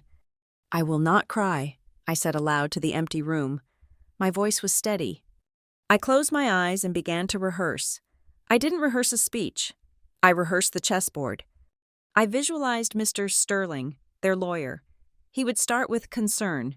He would talk about how much my parents loved me. He would try to paint the picture of a family intervention. "Objection," I whispered. "Relevance. The petitioner's emotional state is irrelevant to the legal standard of competency." I visualized the judge asking about my finances. "Your Honor, I direct the court's attention to Exhibit C in the black binder. My credit score is 780. The petitioner's score is sub 500. I paced the length of my rug until 3 in the morning. I sharpened my arguments like knives. I anticipated every slur they would throw at me, every lie they would tell, and I prepared the exact piece of paper that would cut it down. I wasn't looking for sympathy. I was looking for checkmate. When the sun finally began to bleed gray light through the blinds, I hadn't slept, but I wasn't tired. I felt a cold, crystalline clarity. I went to the shower. I scrubbed my skin until it was pink. I washed away the daughter, the victim, the little sister. Then I went to the closet. I had a new suit I had bought for my swearing-in ceremony, a nice tailored navy wool, but I pushed it aside. Instead, I reached for the back of the closet and pulled out the old charcoal gray polyester suit I had bought at a thrift store when I was 21. It was the suit I had worn to my first job interview. It was the suit I had worn to the funeral. I put it on. The fabric was rough against my skin. The jacket was tight across the shoulders. I had grown, physically and metaphorically, since I bought it. The trousers were slightly too short, revealing the scuff on my loafers. I looked in the mirror. I looked small. I looked poor. I looked exactly like the helpless girl my parents wanted the judge to see. "Good," I whispered to my reflection. "Let them underestimate you one last time." I pinned the hem of the pants with a safety pin, coloring the silver metal with a black marker so it wouldn't catch the light. It was a costume. It was camouflage. I wanted them to look at me and see a victim, so they wouldn't see the predator until it was too late. I packed the binders into my battered briefcase. It was heavy, pulling on my shoulder, but the weight was grounding. I walked out to my car. The morning air was damp and smelled of the ocean. Seabrook Falls was waking up. oblivious to the fact that a family was about to destroy itself in the county courthouse. As I pulled out of the driveway, my phone buzzed in the cup holder. I glanced at it at a red light. It was a notification from Instagram. Dylan Kane added to their story. I shouldn't have looked, but I did. It was a selfie of Dylan and my parents in the back of a town car. My mother was wearing dark sunglasses and looking tragically chic. My father looked stoic. Dylan had captioned it, "Heading to court. Today we fight to save my little sister from herself. It is the hardest thing we have ever done, but we do it out of love. We are coming for you. Rissa. You will thank us later. Family First Intervention." I looked at the screen. A week ago, that caption would have made me pull over and vomit. It would have made me cry with the injustice of it. Now, I just felt a dry, cold amusement. "We are coming for you. Rissa." "Come on then," I said to the phone. "I am waiting." I tossed the phone onto the passenger seat. I didn't feel the sting of betrayal anymore. I only felt the anticipation of the trap snapping shut. I parked 3 blocks away from the courthouse to avoid paying the $20 parking fee in the garage. I walked the rest of the way. The courthouse loomed ahead, a massive block of granite and limestone. It was designed to intimidate. It was designed to make people feel small. But as I walked up the wide concrete steps, clutching the handle of my briefcase, I didn't feel small. I felt like I was carrying a loaded weapon. I saw my reflection in the glass doors as I approached. The cheap suit, the messy bun, the scuffed shoes. I looked like nothing. I looked like nobody. I pushed through the metal detectors. I walked down the long, echoing hallway toward courtroom 3B. The floor was polished terrazzo, and my heels clicked a steady rhythm. Click, click, click. Precision. I reached the double doors. I paused for a second. I closed my eyes and took a deep breath. In the darkness behind my eyelids, I pictured Jonas standing there. He was wearing his old cardigan, smelling of old paper and peppermint. He didn't say anything. He just looked at the briefcase in my hand, gave me a single, sharp nod, and faded away. I opened my eyes. I was alone. I pushed the doors open and stepped inside. The air in the courtroom was stagnant. My parents were already there. Sitting on the left, they turned as I entered. My father's eyes scanned me, taking in the cheap suit, and I saw the relief wash over him. He saw the poverty. He saw the weakness. He leaned over and whispered something to Mr. Sterling, who chuckled softly. They thought they had already won. I walked to the defendant's table and set my briefcase down. I didn't unpack the binders yet. I left them hidden. I sat down, folded my hands on the empty table, and waited. 5 minutes later, the door to the judge's chambers opened. "All rise," the bailiff bellowed. Judge Eleanor Vance swept in. She looked tired. She looked like a woman who had a long docket and very little patience for family drama. She sat down, opened the file in front of her, and adjusted her glasses. "Calling case number 4922, she said, her voice scratching through the microphone.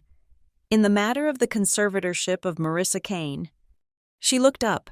She looked at Mr. Sterling, who was standing tall, preening in his $3,000 suit. "Good morning, Your Honor," he said smoothly. "Arthur Sterling for the petitioners. Robert and Elena Kane, we are ready to proceed with this urgent matter." Judge Vance nodded, then turned her gaze to me. She looked at the empty table.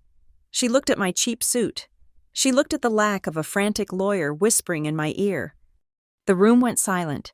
I could hear the hum of the air conditioner. I could feel the eyes of my family boring into the back of my neck, burning with triumph. "Ms. Kane," the judge said, peering over her spectacles, "I see you are alone at the respondent's table." She paused, and the silence stretched out, thin and tight as a wire. "Do you have counsel present?" the judge asked, her voice echoing slightly. "Or do you intend to represent yourself?" My father let out a soft, audible exhale, a sound of pure pity. I stood up. I buttoned my jacket. I looked at the judge. Then I looked at my parents. I let the moment hang there for a heartbeat, savoring the last second of their ignorance. Then I took a breath. "Your Honor," I said, my voice projecting clearly to the back of the room. "The respondent, Marissa Kane, appears pro se today. However, for the record, I am not merely a layperson representing herself. I am a licensed attorney in good standing with the state bar, sworn in this past November." I pulled my bar card from my pocket and slid it across the table toward the clerk. The silence that followed was not empty.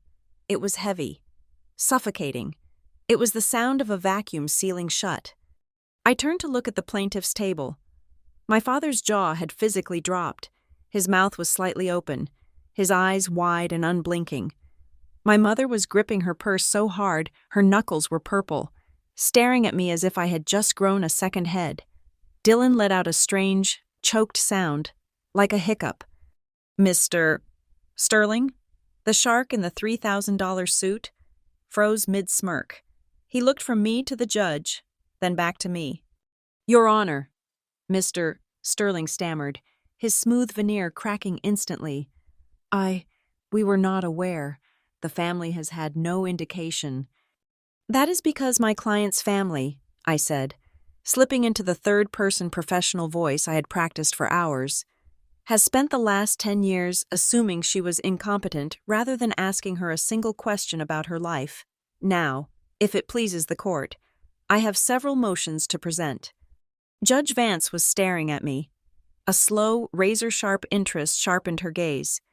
She looked at my cheap suit, then at my bar card, then at the stunned faces of my parents. She leaned back. "Proceed, counselor," she said. The word hit my parents like a physical blow. "Counselor."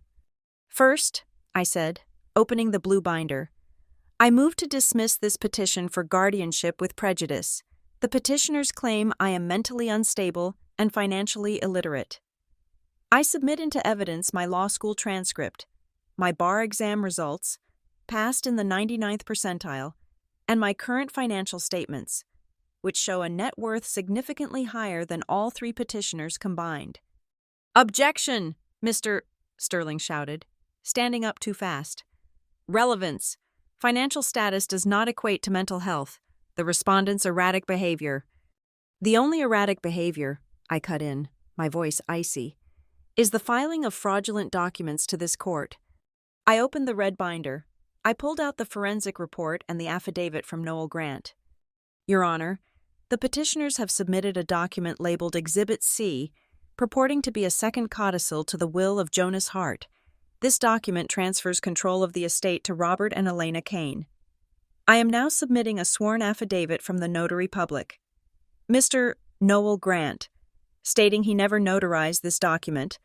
I am also submitting a forensic analysis from Dr. Aris, a court-certified document examiner, confirming that the signature on this codicil is a digital forgery pasted from a tax return dated 3 years ago."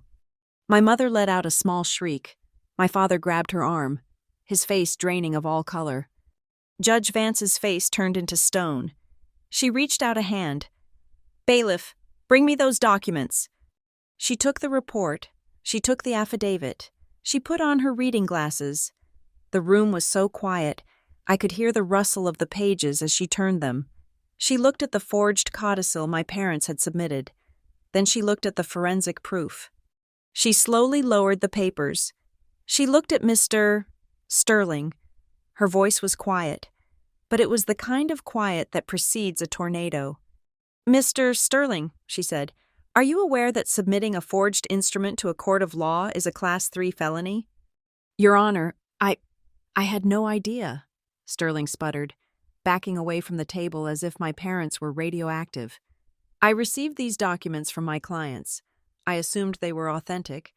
If there has been any irregularity—" "It is not an irregularity," I said. "It is a desperation move." I opened the black binder. "The petitioners are not here because they care about my mental health," I said, addressing the judge, but feeling the heat of my father's gaze on the side of my face. "They are here because they are insolvent. Robert and Elena Kane are currently in default on their primary mortgage. A foreclosure notice was filed 2 weeks ago. Mr.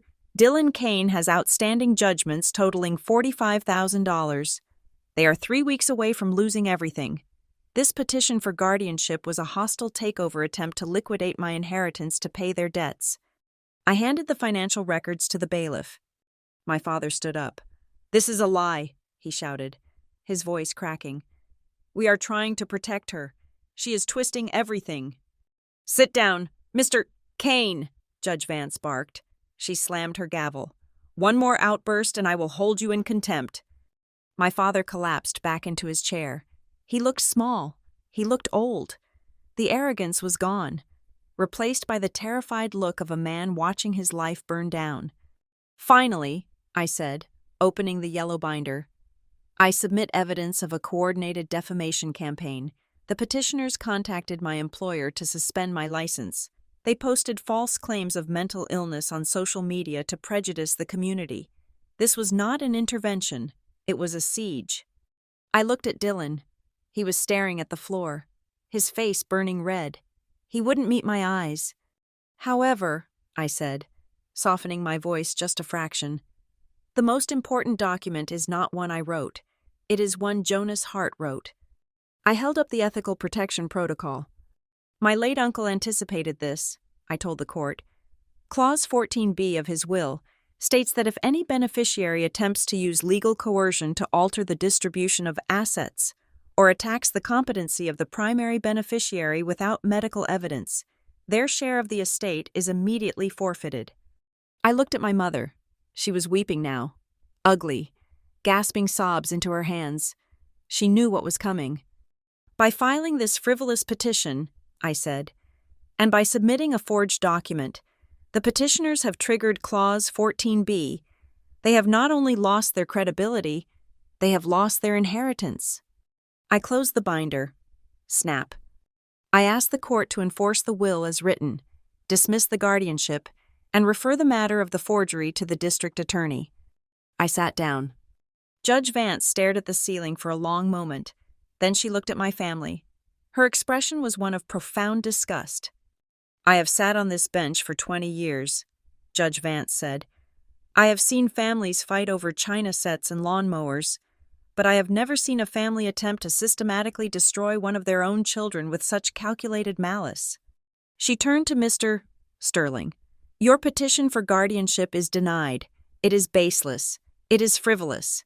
And frankly, it is offensive." She turned to my parents. "Regarding the estate of Jonas Hart, I am ruling that Clause 14b has been triggered. The bequests to Robert, Elena, and Dylan Kane are hereby revoked. The funds will be redistributed according to the residuary clause of the will." My mother wailed aloud. "No, please, we will lose the house." "You should have thought of that before you tried to steal your daughter's life," Judge Vance said cold. "As for the document labeled Exhibit C, I am impounding it. I am forwarding the file, the forensic report, and the transcript of this hearing to the state attorney's office. I suggest you get a criminal defense lawyer. Mr. Sterling, you are excused, though I expect you will be answering some questions from the Bar Association about your due diligence." She banged the gavel. The sound cracked through the room like a gunshot. "Court is adjourned." The aftermath was a blur of motion. Mr. Sterling practically ran out of the room, leaving his clients behind. My mother was sobbing, clutching my father's lapels. My father was staring at the wall, catatonic. Dylan was furiously texting someone, probably trying to delete his social media posts. But it was too late. I had screenshots. I stood up. I packed my binders back into my briefcase. One by one, red, black, blue, yellow. I walked toward the exit. I had to pass their table to get to the door. My mother reached out a hand. Her fingers brushed the fabric of my cheap suit. "Marissa," she choked out. "Marissa, please. We are your parents. You can't let them take us to jail. You can't let us lose the house. Help us. Please." I stopped. I looked down at her. I looked at the woman who had sighed when I walked in. I looked at the woman who had told me not to be a burden. "I can't help you," I said calmly. "I am just a girl with a data entry job. I am not equipped to handle complex financial problems." "Marissa!" she screamed. I kept walking. I pushed open the double doors and stepped out into the hallway. The air in the corridor was cool and quiet. I walked past the metal detectors, past the security guards, and out the front doors of the courthouse. The sun had broken through the clouds. The light was blindingly bright, reflecting off the wet pavement. I took a deep breath. The air tasted of salt and freedom. I didn't feel triumph. Triumph implies a game, and games are for children. I felt something heavier and more permanent. I felt the solid weight of the ground beneath my feet. I looked at the briefcase in my hand. Jonas was right. Paper doesn't lie. It doesn't forget. And when you stack enough of it together, it becomes a wall that no amount of manipulation can break down. My phone buzzed in my pocket. I pulled it out. It was a text from Becca. "Hey, I saw Dylan deleted his post. Is everything okay? Call me?" I deleted the thread. I blocked the number. I walked to my car, threw the briefcase in the passenger seat, and turned the key. The engine roared to life. I wasn't going back to my apartment. I was going to drive to 42 Harbor View Lane. I was going to unlock the door to my house, and I was going to sit on the deck and watch the ocean. I had spent my whole life waiting for permission to exist. Today, I had signed the permission slip myself. Thank you so much for listening to my story. I would love to know where you are tuning in from. So please comment your country or city below so we can share this moment together. If you enjoyed seeing justice served, please make sure to subscribe to the Lila Revenge Stories channel, like this video, and hit that hype button to help this story reach even more people who need to hear it.